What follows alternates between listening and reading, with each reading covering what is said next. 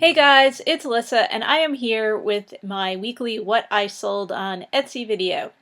It's been another good week on Etsy. I didn't meet my sales goal again this week, and what's interesting is I'm pretty sure I sold the same exact dollar amount that I did last week. I feel like I'm repeating myself, but I'm almost positive I sold $177 worth of stuff last week, and guess what?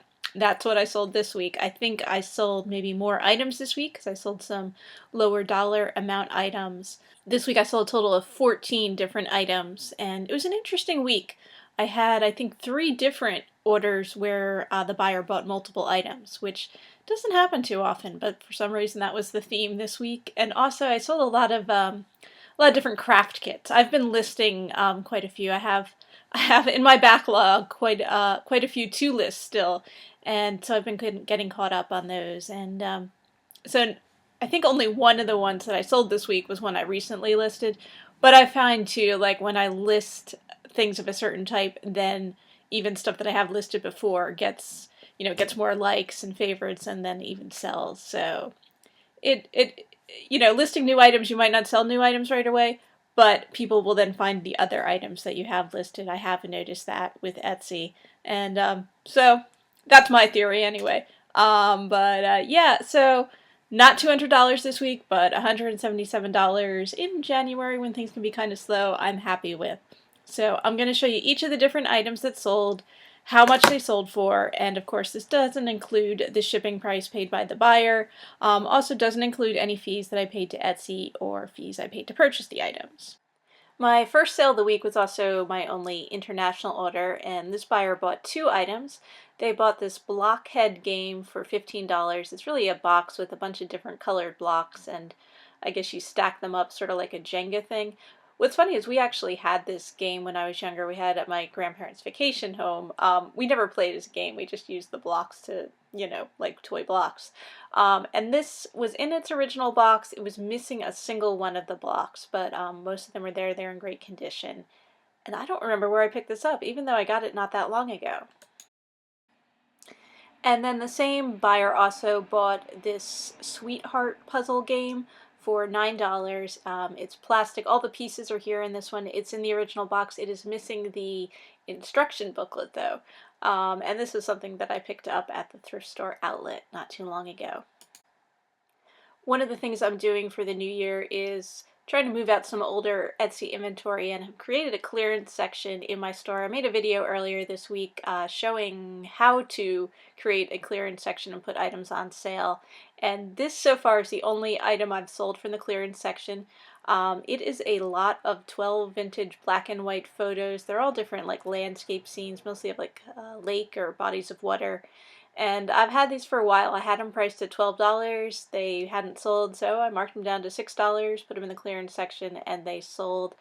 I don't remember where I got these. They must have been in like a box lot from an auction or something. I know I didn't buy them specifically to have them, but I did wind up with them. This was another order that had multiple items in it. This one had 2 items. This buyer bought this vintage orange paisley fabric for $7. It was about a yard. I can't remember, maybe 2 yards. And I don't remember where I picked this up.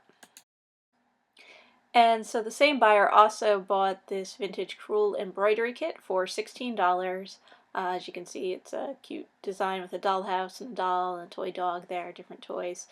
I think this came from a rummage sale. And then I sold this vintage Muppet Babies Kermit brag book photo album for $6. And I think this one I picked up at a thrift store. Okay, this was another order with multiple items. I sold this needlepoint paperweight kit, which is a bit unusual, for $12.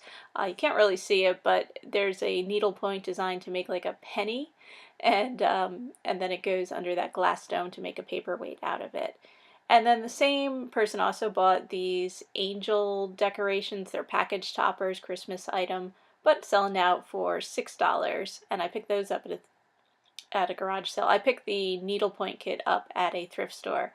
And then here's another needlepoint kit that they also bought for $10. This one's just a basic flower one there. And this is something that came from a thrift store, I think. I sold this vintage tin, which is really cute with the kitties on it, for $15. It was originally a candy tin, but I just thought it was so super cute, and they would make a good pencil box. It's really a nice size for holding a pencil or any kind of accessories. But yeah, I don't remember where. Did I get this one at a rummage sale? I can't remember. And I sold another kit. This one's a mini kit, crewel embroidery with a cute little fox there. Sold for $8, and this is one that I picked up at a local flea market fundraiser kind of thing.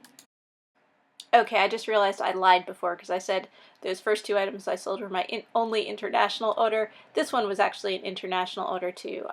This is an applique kit sold for $20. It's to make a bow that's got an Easter theme to it, and Easter is coming up, so people want to get their Easter crafts made.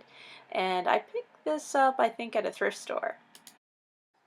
This is a sort of random collection of Fisher-Price vehicles and figures, which I sold for $22.